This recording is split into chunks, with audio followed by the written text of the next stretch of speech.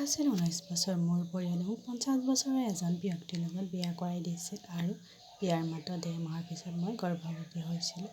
মোৰ পৰিয়ালৰ সকলোৰে স্তম্ভিত হৈ পৰিল। মোৰ নাম কোমল। মোৰ গাঁওখন এখন নদীৰ পাৰত অৱস্থিত এখন ধুনীয়া গাঁও। এই গাঁৱত মোৰ এটা সৰু ঘৰ আছিল।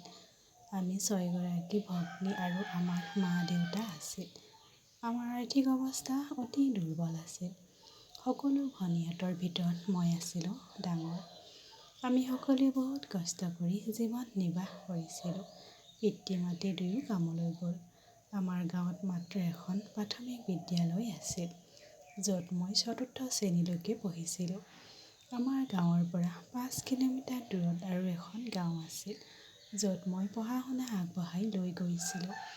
আমাৰ হাতত চাইকেল বা মটৰ চাইকেল নাছিল। গতিকে স্কুললৈ অহা-যোৱা কৰিবলৈ খোজ কাঢ়ি আহিছিলোঁ আৰু গৈছিলোঁ। তাতেই 10ম শ্ৰেণী সম্পূৰ্ণ কৰিলোঁ। ঘৰৰ আৰ্থিক অৱস্থা দুৰ্বলৰ বাবে মই অধিক শিক্ষা গ্ৰহণ কৰিব নোৱাৰিলোঁ। তাৰ পিছত মা-দেউতাৰ বোজাৰ লাঘৱ কৰিবলৈ ঘৰৰ কাম-কাজ সহায় কৰিবলৈ ধৰিলোঁ। কেতিয়াবা মই তেওঁৰ লগত আনৰ পথাৰত শ্ৰমিকৰ কাম কৰিবলৈ গৈছিলোঁ, যাৰ ফলত অলপ টকা আহিছিল আৰু ঘৰৰ খৰচত সহায় হৈছিল। এদিন আমাৰ দুৰৈ খুৰী ঘৰলৈ আহিল। তাই মোৰ বাবে এটা প্ৰস্তাৱ লৈ আহিছিল। পেহী আৰু মা-দেউতাই ঘৰতেই বিয়াৰ কথা আলোচনা কৰি আছিল। সেই সময়ত তেওঁলোকে পাকঘৰত ৰন্ধা-বঢ়া কৰি আছিল। আৰু তেওঁলোকৰ কথা-বতৰা মই শুনি আছিলোঁ। লাহে লাহে সকলো কাণত ডুব যাবলৈ ধৰিলে। খুৰীয়ে কৈ আছিল, "তেন্তে তেওঁৰ বয়স ৭৫ বছৰ হ'ল কি হ'ব? তেওঁৰ বহুত সম্পত্তি আছে। তেওঁৰ 40 একৰ মাটি আৰু এটা ডাঙৰ ঘৰ আছে।" মা-দেউতাই সুধিলে, "বিয়া হোৱা নাছিল নেকি তেওঁ? ইমান বছৰ কেনেকৈ অকলে থাকিল?"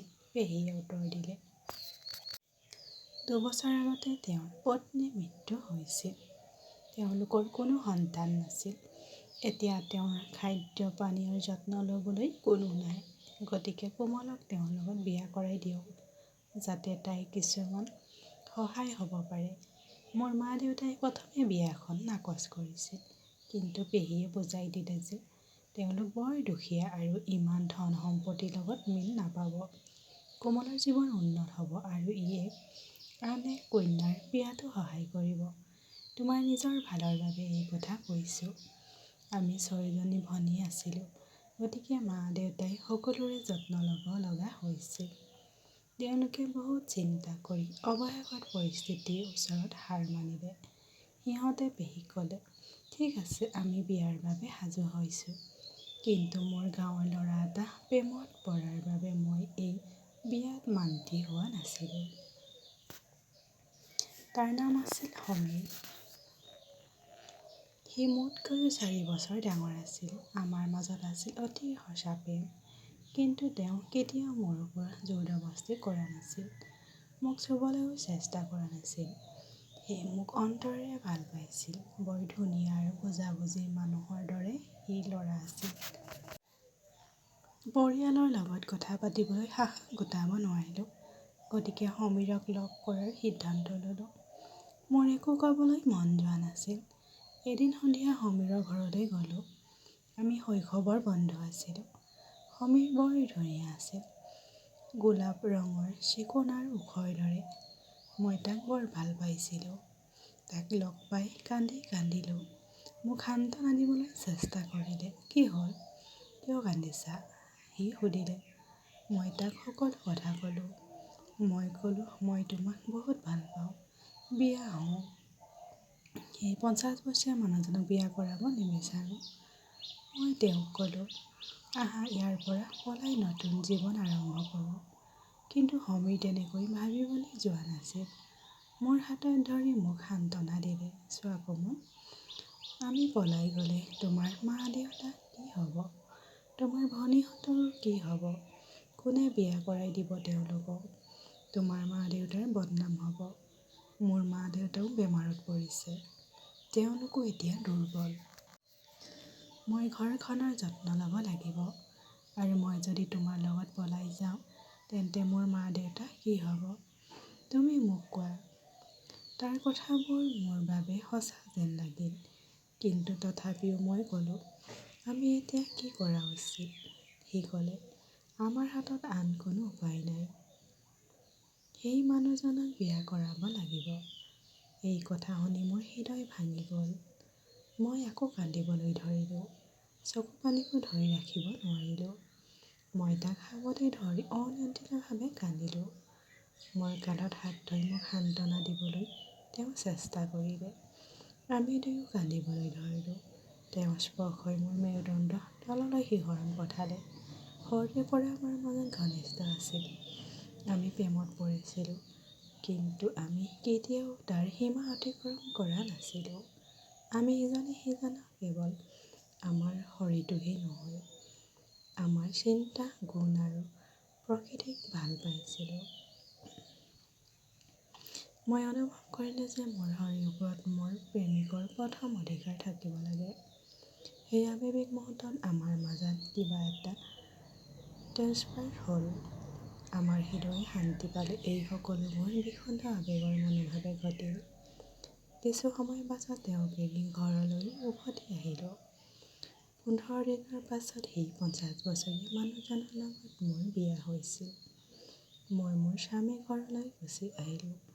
মোৰ স্বামীৰ স্বভাৱতে বৰ ভাল আছিল। তেওঁ মোক কি বিচাৰে আৰু কি বিচৰা নাই বুলি সুধিছিল। তেওঁ হয়তো কিছুমান কথাত চুটি আছিল, কিন্তু মোৰ হাতত বাকী সকলোবোৰ প্ৰচুৰ পৰিমাণে আছিল। এতিয়া আমাৰ বিয়াৰ 1.5 মাহ পাৰ হৈ গ'ল। মই গৰ্ভৱতী হৈ পৰিলোঁ। কিন্তু মোৰ গৰ্ভত বাঢ়ি অহা সন্তানটো মোৰ স্বামীৰ নাছিল, সমীৰৰ আছিল। এই কথা মই জানিছিলোঁ। সমীৰক লগ পাই এই কথা ক'লোঁ। তাৰ পিছত মোৰ পৰা আঁতৰি আহিবলৈ ধৰিলে।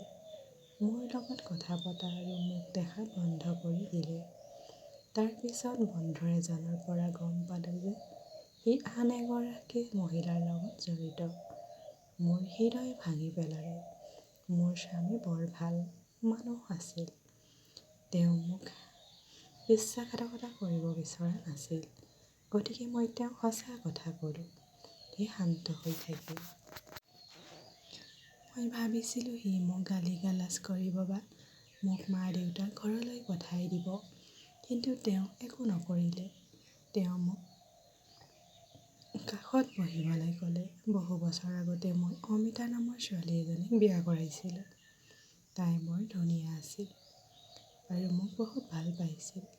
আমাৰ বিয়া হোৱা বহু বছৰ হ'ল, কিন্তু আমাৰ কোনো সন্তান হোৱা নাই। ডাক্তৰে কৈছিল মোৰ এটা দোষ আছে। এই কথা শুনি এক বৃহৎ জোকাৰণিৰ সৃষ্টি হ'ল। মোৰ পত্নীও বৰ দুখ পাইছিল। তাই সন্তান এটা বিচাৰিছিল, কিন্তু মই তাইক সেই সুখ দিব পৰা নাছিলোঁ। গভীৰ অনুশোচনা কৰিলোঁ।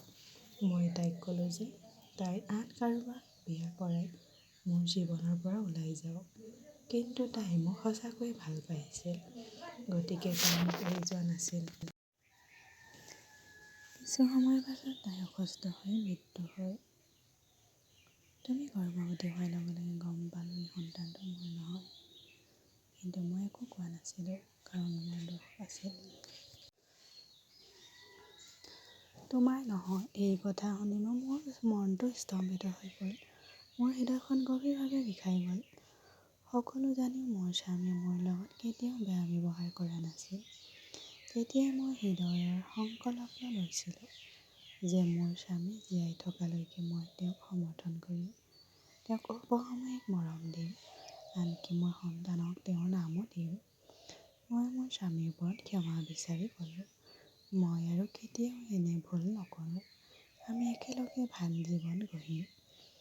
আমি আমাৰ সন্তানক ডাঙৰ দীঘল কৰি ভাল শিক্ষা দিম।